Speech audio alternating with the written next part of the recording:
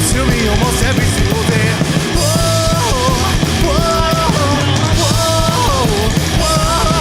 I never should have listened to the music back and forth.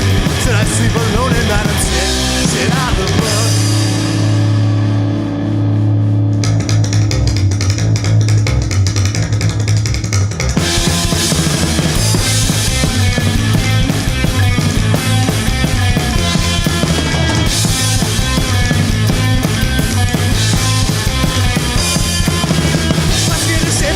Jumping on my knees, I would give anything to make the sun to cease. If I could only find a way to get away. It happens to me almost every single day. Whoa, I never should have listened to the music back and forth. Should I sleep alone at night and sit out of blood?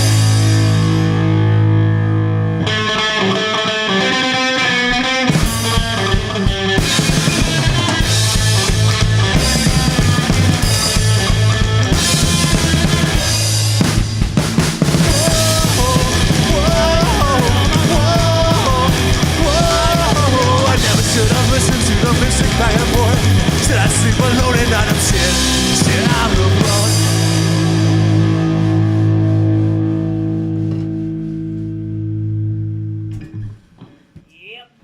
All right, you are listening to Whitefish Community Radio. We are in the studio with the Lucitones. Thanks, guys, for coming down. Really appreciate it. You guys are one of my favorite local bands, and it means a lot that you guys come in here and play for us. So, why don't you guys go ahead and do... Well, first of all, you guys got a couple shows coming up. October 28th.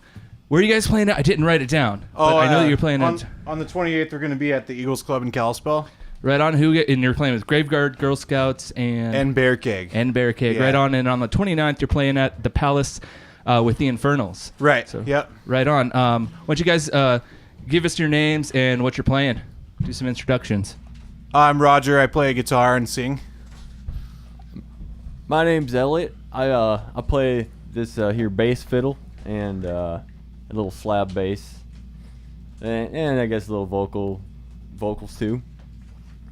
Winchester P. McWhirtlebottom, and I play the drums.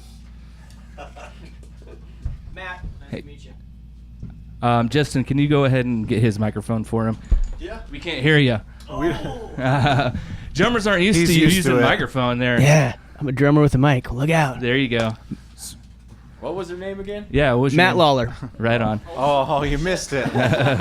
All right, so can you guys talk about how you each of you started playing music? And Elliot, this is your third time in here, so we've already heard this story, but we're going to hear it again. Yeah, it's your hat trick here on WCR Live. So thank you again for coming in. You bet. Thanks for. As always, I love coming here. It's my first time in a new place, so next Dig door. the new kicks. Yeah, it's nice. Oh yeah, what was the question again? So just tell you how you got started into music, started getting playing. Well, I started playing trumpet when I was in 6th grade, and then eventually evolved into a love of rock and roll music, and got into some rockabilly stuff, and that's kind of what inspired me to pick up the upright, and been digging it ever since. So, Roger, Matt. Yeah. So I started playing guitar when I was about 17 here in Whitefish. I got together with some local cats, Kelly McDowell, Nick Farrington, Alex Mandarino, Aaron Steinberg. It's kind of a mix of those guys. It was a revolving door because we were in high school and we didn't know what we were doing.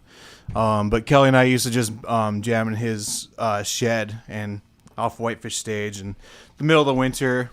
Trying to make it sound rough. It wasn't that bad. But one thing I specifically recall, and it's hunting season right now, so I was never a hunter growing up, but Ellie and I just went out hunting this weekend, and it kind of reminded me of it when we were skinning his deer that he got a muley this first day, opening day. Yes, thank you very much. Dragged it like 1.5 miles, but anyway, back to the stories. We used to hang out in his shed and play, and like I remember every like winter there was always a deer carcass just hanging there, and like we would sometimes we wouldn't have any equipment, so we'd sometimes fashion a microphone like on the hooks that the deer was hanging from, and we'd film videos in there and push the deer around, and His dad probably hated us, but That's pretty metal, actually. and we definitely weren't metal, but it was definitely metal of us. Yeah. We thought we were, and we just did a lot of covers, and we wrote some stuff. Our band was called El Pollo Diablo. We had an album called Fresh Out of the Oven that we recorded, I think it was my junior year of high school. And then we recorded 630 East Broadway EP, which I think was recorded right after I graduated, 05, 06, I think. And we moved to Missoula, and then we kind of disbanded and grew up. Kelly's in San Francisco. He's a studio engineer, and Nick is a DJ. So he goes by Nicholas Minaj. He's around town every now and then. Right on, yeah. They're good guys, though. We still keep in contact, and we might be getting back together for like one show soon. That would be sick. And then from there, I basically just moved to Denver in 07 and joined a band called Truckosaurus.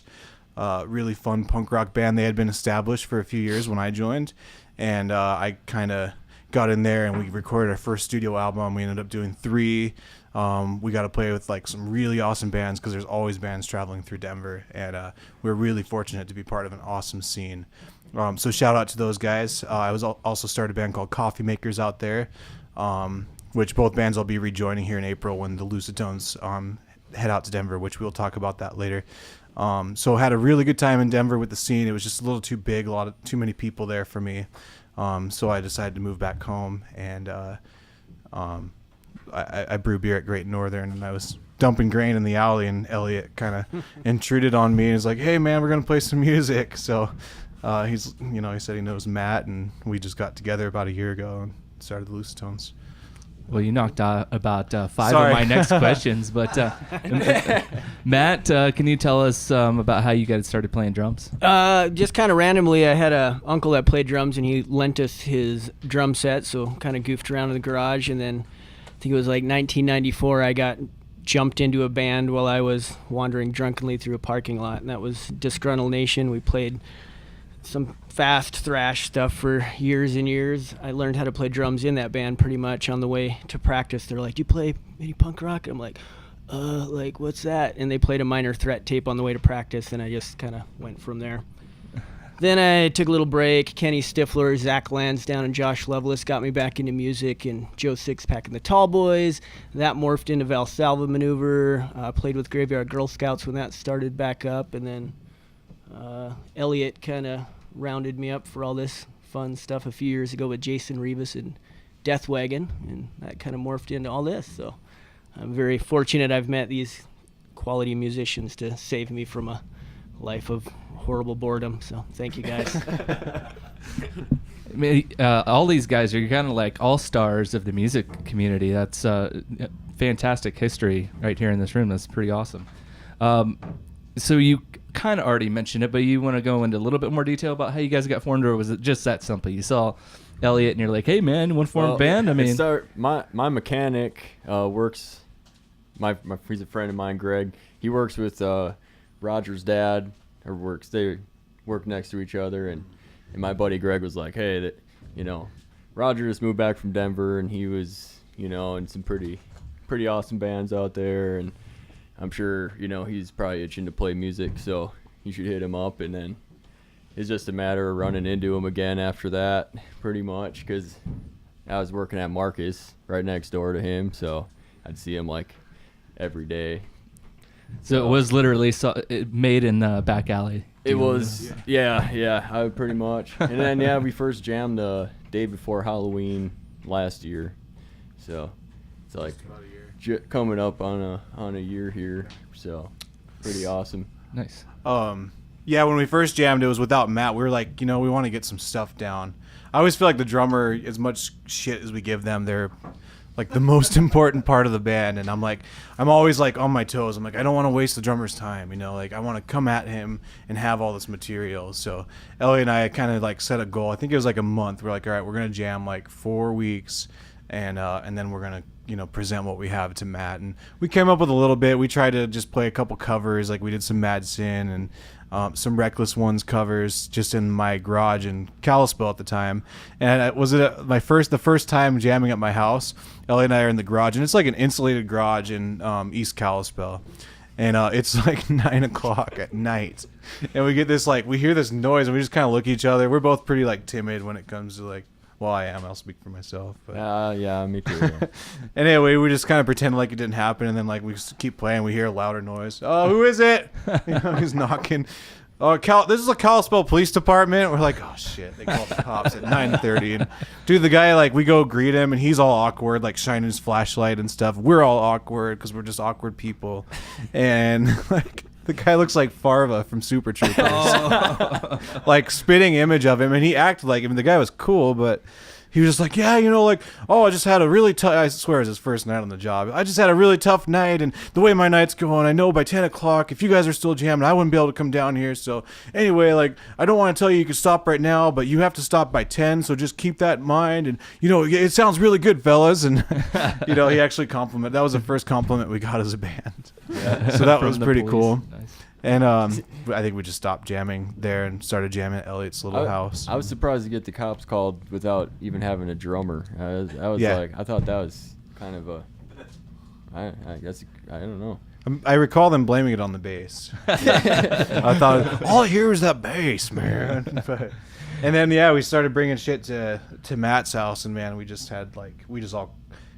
I felt we just all like clicked. We all had different backgrounds and various different genres, but I think punk rock really was one thing that was constant with us. But I think we all wanted to do something more than what we had already done, and we didn't even really think about it. Just kind of came to us, and the creative process has been really awesome with these guys. Side note on that's probably one of the hardest parts about starting any kind of band is just finding people you can tolerate being around. So, cheers to that. Yeah, for sure. Nice. So what is a Lucitone? Elliot. Well, I did look it up, and it's a denture cream, denture resin manufacturer, I think. That's unassociated with us for now. Is it the? You guys have a logo. It's kind of a fierce-looking animal. Is that what a Lucitone is? I don't know. I guess. Did you invent an animal? I mean, I guess it could be. I really haven't thought of it like that, but that could be a Lucitone actually. Yeah. I think that's a wolf tone that causes feedback. A wolf tone? Yeah, so this is like a lucid wolf tone. Yeah. How did you guys come up with the name? It just sounded nice?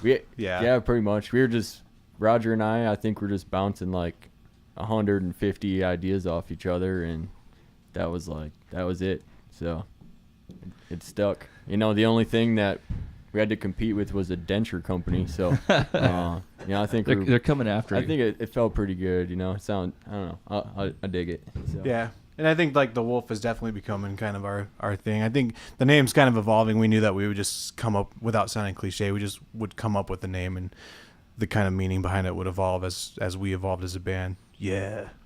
You want another hit, man? No, just kidding. No, but really, I think we thought of something tones, and that was taken. Like the crypt tones were taken, and thought tones was really cool because it implies noise and music. And Lucy was kind of like we thought we could have this character, this Lucy gal, who Elliot drew up, and we thought she could kind of be doing different things that are really naughty. Like she carries a knife. She's actually in the flyer for the 29th. She's kind of hiding in there. Yeah, Lucy's debut. So we thought Lucy would be a good mascot for a Lucitone. Kind of Lucifer, Lucid. So it all kind of just meshed together. Right on. So Roger, I want to hear a little bit more about growing up in Whitefish, and El Pollo Diablo was had pretty popular. I mean, you guys made a pretty big name for yourself locally. So tell a little bit more about that. So El Pollo Diablo was just it ended with 3-4 dudes that had just started messing around with their instruments. And we just mimicked the bands that we listened to, and came up with some stuff, and it was amateur and silly, but it kind of laid the groundwork for what I got into the rest of my life, and I think the other guys can attest to that as well. But we so we started playing in Whitefish, and there wasn't much of a scene. Kenny was around, Matt, Justin was around, and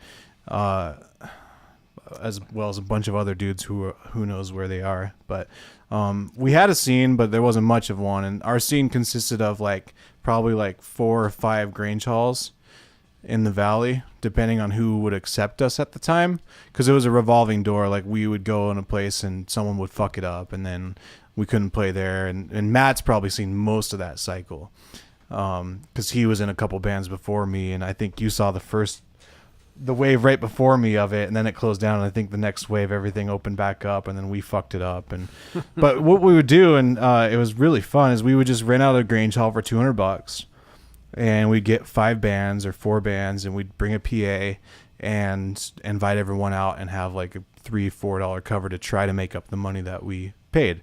And we were all underage, and so it was all alcohol free, and and I don't know, it was really cool. Like, a lot of people don't have that experience, In bigger cities, there's always like the basement, or like that one all ages club. Like in Denver, there's 7th Circle, where it's just all ages, nonprofit.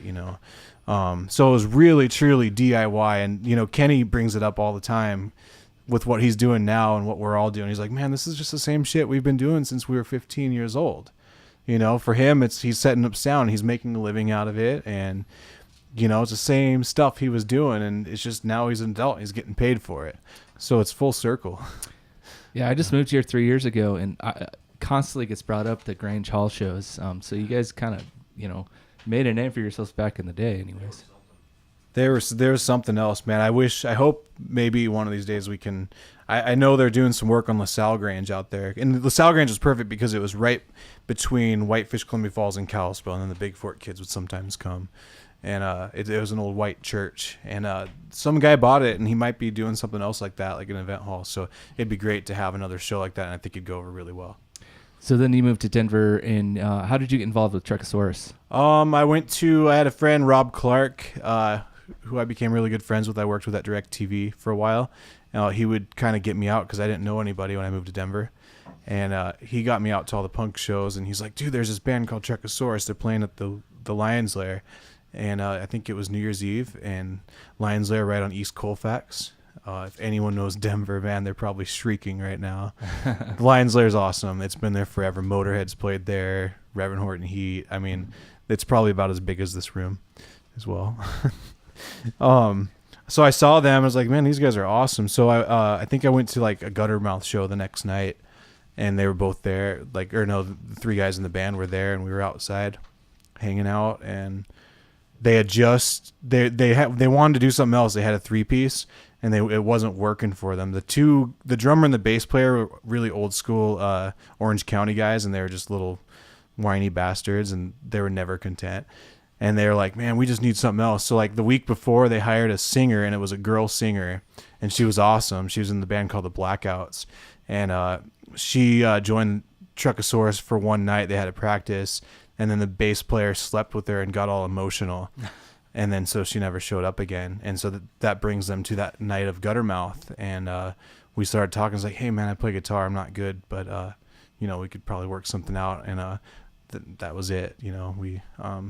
It really evolved into a different band. We got rid of the 2 Orange County guys and brought in some, fresh blood, and got in the studio. They were so lazy, they just didn't want to do anything. So we started playing better shows and, recorded, and, we had almost 10 years all together. And our last show, like, it was awesome, man. It was like a packed house, and we just released an album, and I just had to leave them because I knew I was coming here, and just kind of left him hanging. But we decided to disband, when I left, and but we're really excited to get back together for one more show.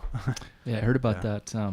You're gonna, when you guys go record the album, you're gonna play with them. Yeah, we were gonna do definitely one night, maybe 2, and Lucitones are gonna play, and I think we're trying to get the Coffee Makers, my other band from Denver, to play as well.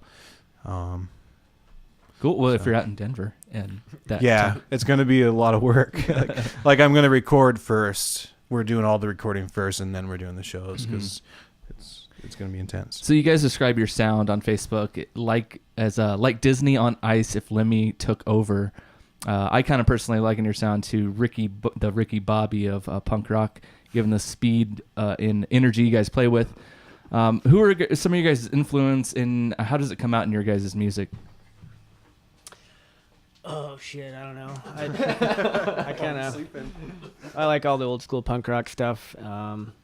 Wasn't huge into psychobilly, but Elliot's definitely turned me on to a bunch of that stuff. When I'm playing, I really like the energy of just anything really fast, but I enjoy somewhat coherent music these days. When I was playing with Disgruntled Nation, it was a lot faster, kind of thrashier, and that's fun, but I kind of like having a little more structure these days, so I don't know. I like it all. Today I was listening to some Julie Cruz, so I kind of run the spectrum. Nice. Yeah, I'd say I'm kind of all over the place myself, but I love psychobilly and real rock and roll music, and you know, I don't know. That's what I want to be playing. So that's what it's about for me, I guess. And Disney on Ice. And yeah, Lemmy on Ice. Wait, oh yeah. Well, it looks like you guys are itching to play a song, so let's play another song. All right. Got the itch. Chemical Indifference.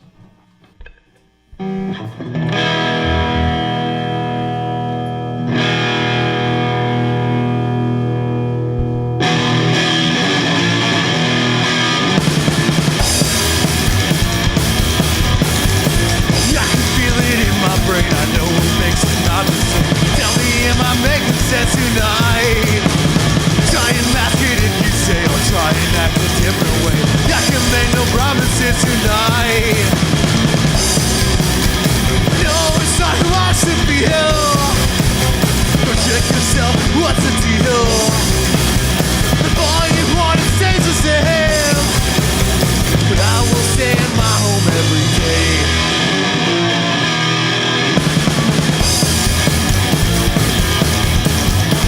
I will listen if you talk, I'm not afraid blind to walk. Got a couple things I can say. Times you hurt when I'm my fault. I think about the times we call. Think about how I can never change. No, it's not who I should feel. Check yourself, what's the deal? If all you want stays the same, but I will stay in my home every day.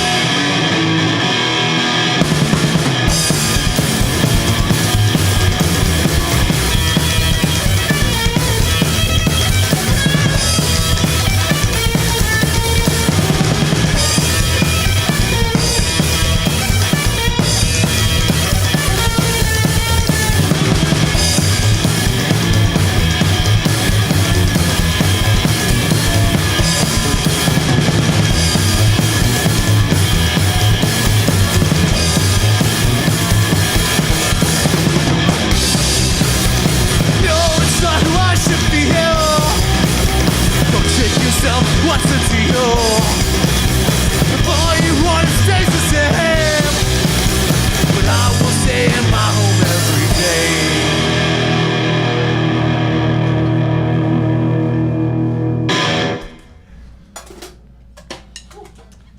All right, you're listening to Whitefish Community Radio. We are here with the Lucitones, playing a few songs, doing an interview. And if you're interested to seeing these guys live, October 28th, they're going to be down at the Eagles in Kalispell. And on October 29th, they're going to be at the Palace with the Infernals. All right, guys. I got some questions for you, Elliot. Yeah. You can go ahead and put that down. I feel a little more comfortable holding it. So you play, your hands are literally moving like 1,000,000 miles an hour when you're playing the upright bass. Are there any other bands that are using the upright bass that you know of, like you guys are doing it? And is it challenging to play at that tempo? I mean, to keep that tempo up? I mean, yeah, it's definitely difficult, I guess, but I've been, I don't know.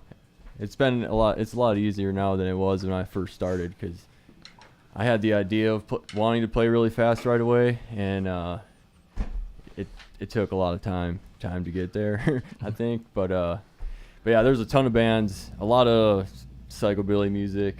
There's a lot of really fast psychobilly stuff. I would say Kim Necroman of the Necromantics is probably one of my biggest bass player influences, and Steve Whitehouse of Frenzy. He's another madman. So as far as locally, the Infernals, Matt playing the upright bass with them is he's the shit. So You run circles around me. Bass is my second instrument. So yeah, he kills it. So it's just super fun. And you rotate between the upright and the electric for the Lucitones. Is it difficult to do that? Does it kind of trip you up at all? Frets and no frets and. Not really. It's kind of nice to be able to split a setup a little bit and not have to just, slap all crazy for 45 minutes. Yeah. It's nice to do some different patterns and kind of stretch out a little bit. So. Okay, so it doesn't really trip you up. You're kind of. No, I wouldn't. I don't. You're a think bass so. guitar god, so Well, thanks. So you were previously one of the bands that you were previously in was Moonshine Mountain before joining the Lucitones, and that's kind of a big jump genre-wise. How has that shift been? I know you were kind of wanting to get into this type of style. You were kind of seeking it out. Yeah. I played with Moonshine for 2 years and love those guys. I kind of, when I joined them, is kind of more of what I started playing. The first band I was in was actually a trio, kind of real rockabilly, folky, country based. And so when I got to play with Moonshine, it kind of brought me back to the roots of where the upright started for me. And it was awesome. Got to travel around a bunch and play a bunch of places I never thought I would get to. So, but then the rock and roll was calling me because that's just where my heart's been at for a long time. So, yeah, pretty stoked with everything. So. Yeah, well, I'm loving what you guys are doing. So, Matt, you've been in a lot of different bands. Can you just talk about all the projects that you've been involved in? Not all of them, but just hit on some points. And I specifically want to hear about Disgruntled Nation. I wasn't around when you guys were playing, and I kind of heard a lot of good things about what you guys were doing. So, you just want to talk about a little bit about your past projects.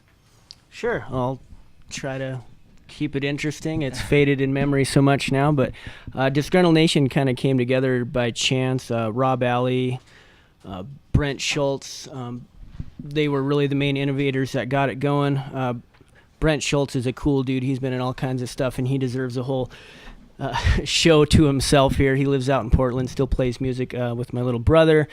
They did all kinds of projects, but Disgruntled Nation sort of just came out of the vacuum of not really having any kind of underground music, certainly any real heavy punk rock in the valley. So we were definitely more focused on I don't know how to say it, but just like trying to have a positive message through hardcore. It really shaped all of us, and it certainly remains a big part of who I am. And for kids that grow up here, a lot of times it's hard to see outside of the valley walls. And I think having that kind of music, it's kind of like hip hop, where people are actually spreading ideas and talking about stuff, and really evolving. So to me, that's always been central to any kind of music project that I'm doing. I love just blasting out rock and roll, but there's got to be something deeper to it. Even if you're just having fun with it, that's fine too. Like the Infernals is sort of just having fun, but it's with people I really, really care about, just like this band. So we did Disgruntled Nation for about 8 years. We had various lineup changes through that, but it was always me and Brent Schultz. Rob Alley moved out to Minneapolis area, and we rotated in a couple people. Shout out to the Missoula scene and the Jay's Upstairs crowd. Humpy all those guys. Justin Lawrence was in the band for a little bit. Dave Parsons, Sasshole, love those girls. You know who you are. And from there, I went back to school, so I kind of took a break from everything, and getting back into music with Kenny Stifler and those guys, Zach and Josh, really kind of got me back into it when I was in a place where I didn't really think I was going to play anymore. And then now I've kind of just settled into the role of knowing I'm just going to play music until I die, because it's such a it's more than just a hobby, you know. It's like who I am, what I do, but it's you know, taken somewhat of a sideline as, you know, you get older and deal with life and all the bullshit that it brings. But I'm having fun with it, and who knows where it's going to take me, but I'm here to stay pretty much. So see you at the next show. Nice. So I understand that you train jiu-jitsu and you've been in a few MMA fights in the Valley. That's awesome, by the way, and remind me to never pick a fight with you. No, jiu-jitsu is so you don't have to fight. So just tell me a little bit more about this, or tell the audience a little bit more about your... Yes, thank you for allowing me the opportunity to bring that up. I've been training with Rob McCaskill and Absolute Training Center. We've had a couple different names throughout the years, but it's always been Rob McCaskill. I started training with him probably right around 2000, and I knew I wanted to get into some sort of martial arts, mainly just for fitness, something fun to do, and I started calling all the places in the Valley, not, you know, knowing about any of the specific styles, and he was the first guy that answered the phone that was just really honest with me and tried to figure out what I was going for, and he actually recommended other schools, and I started training with him and haven't looked back. I did take a long 7-year break training because, again, I went back to school, so kind of everything else was put on hold. But we train Muay Thai, kickboxing for the stand-up striking, and then Brazilian Jiu-Jitsu for the grappling ground art. Those two styles complement each other wonderfully because you kind of get the best of both worlds. You can learn how to stand up on your feet, throw strikes, elbows, and knees, or you can take it to the ground. I personally am not a very aggressive person at all. I just do it just because it's fun. But at some point in your martial arts training, you're kind of forced to test your skills. So I did just a amateur MMA match last year and did all right. But Brazilian Jiu-Jitsu is my main love. It's a lot easier to compete in because you're not obviously getting your brains rattled with head kicks and things of that nature. So you can train in Brazilian Jiu-Jitsu pretty much throughout your whole life relatively safely. I mean, you can ramp it up as much as you want, but yeah, there's some amazing talent in Montana. We got Brandon Olson down in Hamilton. They just got a bunch of really good people down there training all kinds of stuff throughout the area. I could give tons of shout outs, but my brain is failing me, so I apologize. Yeah, Brazilian Jiu-Jitsu, everybody should train it. It's a wonderful art. Nice. Thanks for the answer. Roger, I got a question for you. So you were the front man for El Pollo Diablo. Then when you went to Truckosaurus, you weren't doing the lead vocalist. But now you're back in the lead vocalist role. Is that kind of where you're comfortable with? Or did you just do it out of necessity? And how do you think you've kind of evolved as a vocalist since singing back in high school with El Pollo Diablo? Yeah, definitely just doing it out of necessity. You know, like, I don't consider myself much of a musician, like, technical wise. I'm definitely a really creative person. I love writing music. That's how I feel. But so since El Pollo Diablo, I wasn't exactly the front man of El Pollo Diablo. You know, we had Nick Farrington and I kind of shared the role. And, you know, we were just writing about just whatever came to mind. And I guess I'm kind of doing that with the Lucitones now, but I've had a little bit more life experience. So I think that's where the evolution comes, is life experience. You know, I'm still singing about just whatever comes to my crazy ADHD mind. But there's more things that are coming to my mind because I've experienced just a little bit more than I did in high school. But I'm comfortable with it. Since I think I've evolved since joining the Lucitones. I've learned tremendously from these two guys. Like, I don't know where I'd be musically. My guitar would probably still be covered in cake from the last Truckosaurus show, sitting in my garage or whatever. Like literally when Ellie and I went to like jam for the first time, I had to like wipe like crusty cake off of my guitar. There's like still some on. There's that pedal still or some, something. yeah. I saw some not too long ago. So these guys have really like pulled it out of me. They're like the Exorcist, you know. They're like they're pulling it out of me, but like keeping it like right in front of us, you know, to where it's like just they're motivating us, and it's just energy that's really awesome. So Do you have any plans to kind of work with anybody vocally, or you kind of like this your sound that you have, and you're not trying to do anything with that, or? Oh yeah, as far as the Lucitones go, I think we're happy just how it is right now. Oh yeah, trio's where it's at. Right on. No. All right, guys. Well, let's play one last song, and I'll come back. We'll talk about your new album that you guys are working on, and your Kickstarter and all that stuff. So. It's called Camelot, guys. You're gonna love it.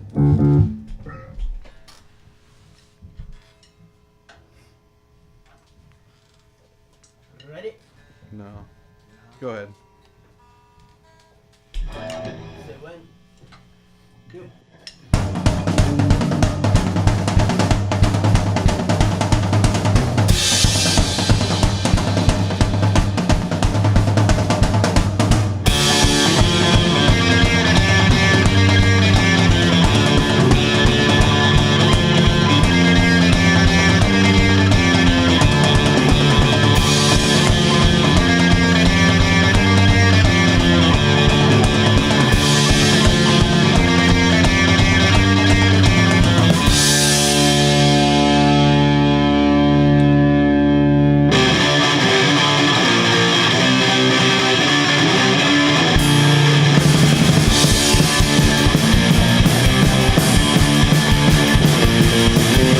I can try to see it when I know it's not there.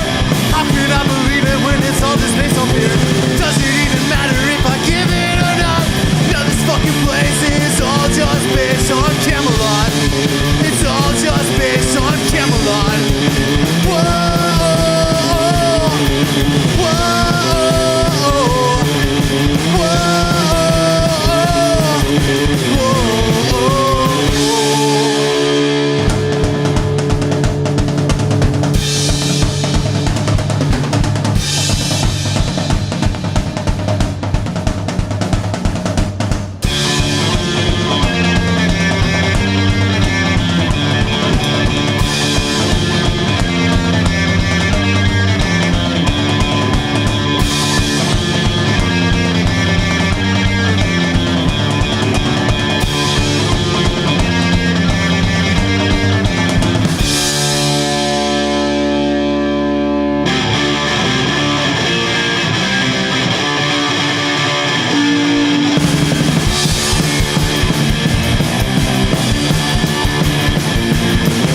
I can try to see it when I know it's not there. How can I believe it when it's all just based on fear? Does it even matter if I give it or not? No, this fucking place is all just based on Camelot.